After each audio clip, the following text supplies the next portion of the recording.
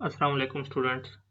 Previous session में हम लोगों ने ट्रेन टेस्ट स्प्लिट को डिस्कस किया। ट्रेन टेस्ट स्प्लिट क्या होता है, क्यों यूज़ करते हैं हम। इस सेशन में हम लोग डिस्कस करते हैं जी sklearn के बारे में। sklearn हमारे पास एक एब्रिविएशन है साइकिट लर्न की, और ये एक ओपन सोर्स जो है मशीन लर्निंग लाइब्रेरी है इन पाइथन प्रोग्रामिंग लैंग्वेज। ये हमें जो है सिंपल एफिशिएंट टूल्स जो है वो प्रोवाइड करती है for data mining and data analysis.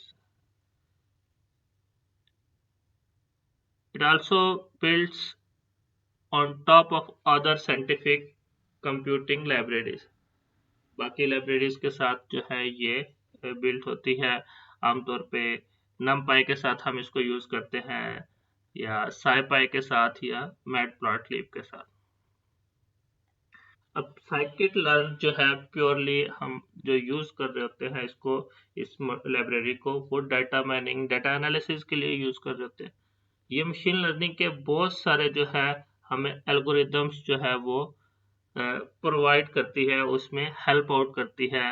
Like classification के एल्गोरिदम्स में प्रोवाइड करती है हमें, रेग्रेशन के, क्लस्टरिंग के, डायमेंशनलिटी रिडक्शन के, मॉडल सिलेक्शन वगैरह के जो है ये मॉडल्स हमें प्रोवाइड करती है। इसके अलावा ये एडिशनली हमें जो है डाटा प्री प्रोसेसिंग और मॉडल एवेल्युएशन, मॉडल ट्यूनिंग के जी मॉड्यूल्स भी प्रोवाइड करती है। अगर हम इसके की फीचर्स की बात करें तो इसके की फीचर्स में है कंसिस्टेंट इंटरफेस पहले आता है। कंसिस्टेंट इंटरफेस से मुराद ये है कि डिफरेंट एल्गोरिदम्स को ये हमारे लिए आसान बनाती है। उनका यूज, उनका सिंटैक्स जो है वो हमारे लिए इजीली प्रोवाइड करती है। सेकंड है वाइड रेंज ऑफ एल्गोरिथम। जैसे हमने डिस्कस किया कि ये हमने sklearn includes implementation of many machine learning algorithms including linear models, support vector machine, decision tree, random forest, gradient boosting, के नियरेस्ट नेबर, क्लस्टरिंग, वही क्लासिफिकेशन, रेग्रेशन के जो है बहुत सारे जो है इसके अंदर बिल्ट इन जो है हमारे पास मॉडल जो है वो इम्प्लीमेंटेशन हुई होती है। थर्ड नंबर पर ये जो है हमें इंटीग्रेशन विद अदर लाइब्रेरीज, दूसरी लाइब्रेरीज के साथ जो है हम इसको यूज कर सकते हैं।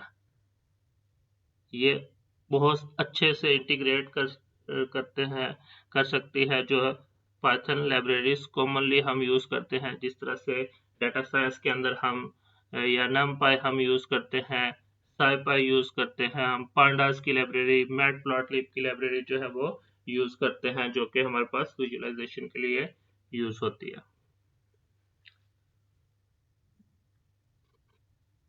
फोर्थ नंबर पर इज टू यूज। इसका साइकिट लर्न का जो है वो designed with simplicity and usability in mind, make it accessible to both beginners and experienced machine learning.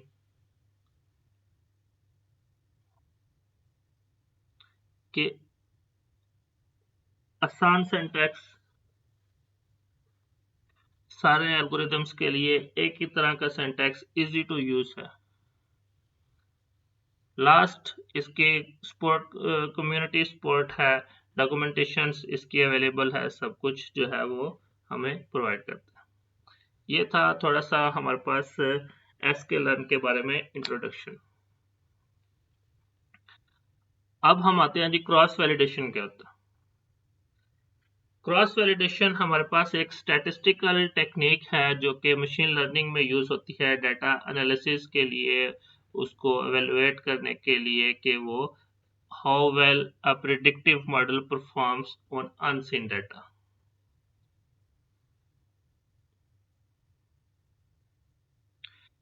जो मेन आइडिया है क्रॉस वैलिडेशन का, पार्टीशनिंग का, कि available data is subset of train the model on the portion of the data, जिसको हम training data कहते हैं।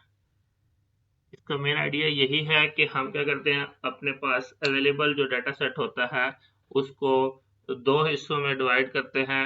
एक को हम ट्रेनिंग डाटा सेट कह रहे होते हैं, दूसरे को हम टेस्टिंग डाटा सेट कह रहे होते हैं, ताकि वो जो एक अनसीन डाटा का जो सिनेरियो है, जो रियल टाइम डाटा का या रियल टाइम सिनेरियो जो है वो हम क्रिएट कर सकें। इसी प्रोसेस को जो है क्रॉस वैलिडेशन कहते हैं। अब इसका जो प्रोसेस है वो सारे का सारा, उसमें सबसे पहले आता है डाटा स्प्लिटिंग, कि हम अपने डाटा को जो है वो दो या दो से ज्यादा सबसेट्स में डिवाइड करते हैं। आमतौर पे जो है हम इसको दो सेट्स में ही सबसेट्स में डिवाइड कर रहे होते हैं। एक को हम कह रहे होते हैं, एक फोल्ड को हम क्रॉस वैलिडेशन के केस में कॉमन मेथड्स जो यूज होते हैं उसमें हम कहते हैं कि के फोल्ड क्रॉस वैलिडेशन है, जो सबसे कॉमनली यूज हो रहा होता है, कि के नंबर ऑफ सबसेट्स में जो है अपने डाटा को जो है वो अप्रोक्सीमेटली इक्वल साइज में जो है वो डिवाइड कर लेते हैं। अब उनमें से कितने नंबर ऑफ केस जो है, कितने नंबर ऑफ फोल्ड्स जो है वो हमने ट्रेनिंग के लिए यूज करना है, कौन सा फोल्ड जो है वो टेस्टिंग के लिए यूज होगा, ये सब कुछ हम देख लेते हैं। फिर है जी मॉडल ट्रेनिंग एंड वैलिडेशन। अब मॉडल ट्रेनिंग एंड वैलिडेशन में हम ये करते हैं कि जितने नंबर ऑफ केस में हमने डाटा को डिवाइड किया होता है, k-1 जो है हम ट्रेनिंग के लिए यूज करते हैं, और एक जो k है लास्ट के या कोई भी नंबर ऑफ k जो है वो हम टेस्टिंग के लिए यूज कर रहे होते हैं। तो अगर हमने, हमारे पास एक डाटा सेट है जिसमें 100 रोज है, उसको हमने जो है वो 5 केस 5 फोल्ड्स में जो है वो डिवाइड कर लिया है, तो हमारे पास 4 जो है वो फोल्ड्स ट्रेनिंग के लिए यूज होंगे, और एक फोल्ड जो है वो हमारे पास यूज होगा टेस्टिंग के लिए। तो इससे हम क्या करते हैं जी, अपने जो है डाटा को एवेलुएट करते हैं। लास्ट इसका थर्ड पोर्शन जो है वो परफॉर्मेंस वैल्यूएशन है। After training and evaluating the model के टाइम्स से मुराद ये है कि हम मल्टीपल टाइम्स ये प्रोसेस रिपीट करते हैं। अगर हमने 5 फोल्ड्स पर डिवाइड किया है तो मे भी हम ऐसी टेक्निक लगा रहे हों कि पहले आइट्रेशन में पहले 4 जो है वो फोल्ड ट्रेनिंग के लिए यूज हो और लास्ट फोल्ड जो है वो टेस्टिंग के लिए यूज हो। नेक्स्ट आइट्रेशन में वो जो टेस्टिंग वाला था वो ट्रेनिंग में चला जाए, पहले 4 में से कोई एक जो है वो टेस्टिंग में आ जाए। तो ये प्रोसेस हम 5 मरतबा नंबर ऑफ के टाइम्स जो है वो रिपीट करें। तो उसके बाद जो है के टाइम्स रिपीटेशन के बाद हम क्या करते हैं, उनके जो है परफॉर्मेंस मैट्रिक्स करते हैं। अगर हम एक्यूरेसी की बात करें तो सारे के आइट्रेशंस की ओवरऑल एवरेज एक्यूरेसी जो है वो ले ली जाती है।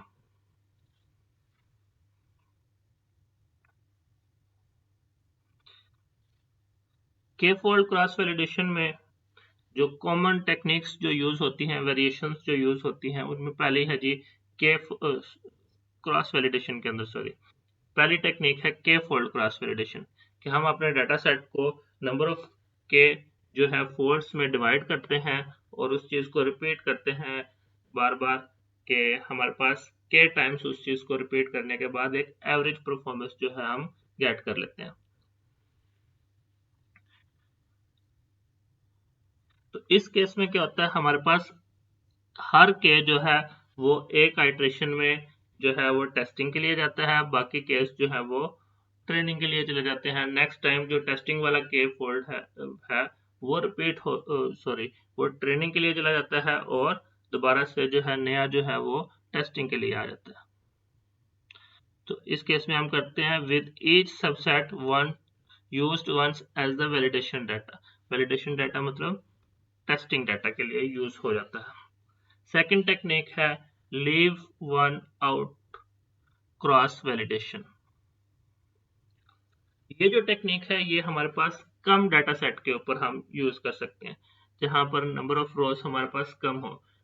अब इस टेक्निक में हम क्या करते हैं कि एक डाटा पॉइंट हम एक रो को एक डाटा सेट एक रो को जो है एक रिकॉर्ड को जो है हम डाटा पॉइंट कह रहे हैं, कि एक जो है डाटा पॉइंट हमारे पास वैलिडेशन सेट के तौर पे यूज होता है, बाकी सारे के सारे जो है डाटा पॉइंट्स हमारे पास ट्रेनिंग सेट के लिए यूज होता है, ये यूज होंगे। तो इस तरह से हमारे पास ट्रेनिंग जो है वो बहुत अच्छे से हो जाती है। लेकिन अगर हमारे पास इसका, क्योंकि हमने ये कहा कि ये कम डाटा सेट के ऊपर यूज होता है, अगर 100 जो है रो है हमारे पास, तो उसमें क्या होगा कि ये जो रिपीटिशन होंगी, ये पहली मर्तबा हमारे पास एक रो जो है वो टेस्टिंग के लिए गई, 99 के ऊपर ट्रेनिंग हुई, नेक्स्ट टाइम कोई और रो जो है वो टेस्टिंग के लिए आई, बाकी 99 जो है वो ट्रेनिंग के लिए यूज हुई। तो ये 100 मर्तबा रिपीट होगा। तो जितने नंबर ऑफ रोज हमारी इंक्रीज होती जाएंगी, उतनी जो है वो रेपिटेशंस भी इंक्रीज होती जाएंगी। तो इसलिए ये जो टेक्निक है हम कम डाटा के ऊपर ही यूज कर सकते हैं। थर्ड टेक्निक है stratified cross validation. Stratified cross validation का मतलब ये है कि हम इस चीज को इंश्योर करें कि ईच फोल्ड के अंदर जो है हमारे पास, each fold of cross validation के अंदर डाटा सेट जो है वो सेम प्रोपोर्शन ऑफ क्लासेस में जो है वो यूज हो। ये टेक्निक हमारे पास बहुत अच्छी टेक्निक है, यूज होती है, और ये आमतौर पे जो यूज करते हैं हम इम्बैलेंस क्लास डिस्ट्रीब्यूशन, ऐसा डाटा सेट जहां पर इम्बैलेंस डिस्ट्रीब्यूशन होती है क्लासेस की क्लासिफिकेशन के केस में, तो वहां पर हम इसको यूज कर रहे होते हैं, ताकि कोई भी ऐसा फोल्ड ना रहे जहां पर हमारे पास कोई ऐसी क्लास एग्जिस्ट ना कर रही हो। इस चीज को हमने इंश्योर करना होता है कि सेम नंबर ऑफ क्लासेस जो है वो होनी चाहिए, प्रोपोर्शन उनकी सेम होनी चाहिए, ताकि कोई भी ऐसा फोल्ड ना हो कि इसमें कोई क्लास मिस हो जाए। इस चीज को हम स्ट्रैटिफाइड में जो है वो इंश्योर कर रहे होते हैं। अब सबसे पहले जी के फोल्ड क्रॉस वैलिडेशन की बात करते हैं। के फोल्ड क्रॉस वैलिडेशन में हमारे पास ये होता है कि हमारे पास अगर 100 रोज हैं तो हम उसको नंबर ऑफ केस के फोल्ड्स बना लेते हैं उसमें। अगर हमने के की वैल्यू 4 रखी है तो 25-25 के 4 फोल्ड बन जाएंगे। अगर के की वैल्यू 5 रखते हैं तो 20-20 के 5 फोल्ड बन जाएंगे। तो इसी तरह से के की वैल्यू के ऊपर डिपेंडेंट होता है। तो डाटा को हम नंबर ऑफ फोल्ड्स में डिवाइड कर लेते हैं, स्प्लिट कर लेते हैं। ट्रेनिंग और वैलिडेशन कैसे होती है? ये रिपीटेड प्रोसेस होता है। k-1 जो है फोल्ड हमारे पास ट्रेनिंग के लिए यूज हो जाते हैं, और एक फोल्ड है हर आइट्रेशन में वो टेस्टिंग के लिए यूज होता है। नेक्स्ट आइट्रेशन में टेस्टिंग वाला फोल्ड जो है वो चेंज हो जाएगा, वो ट्रेनिंग का पार्ट बन जाएगा, और ट्रेनिंग में से एक फोल्ड जो है वो टेस्टिंग का पार्ट बन जाता है। तो हर फोल्ड के ऊपर हम क्या करते हैं, मॉडल की वैल्यूएशन को चेक करते हैं। और फिर परफॉर्मेंस एस्टिमेशन हम कैसे करते हैं जी? परफॉर्मेंस एस्टिमेशन के नंबर ऑफ फॉल्ट्स के अगेंस्ट हमारे पास के नंबर ऑफ वैल्यूज आ जाती हैं परफॉर्मेंस की, और उनका हम ओवरऑल एवरेज जो है वो कैलकुलेट कर लेते हैं।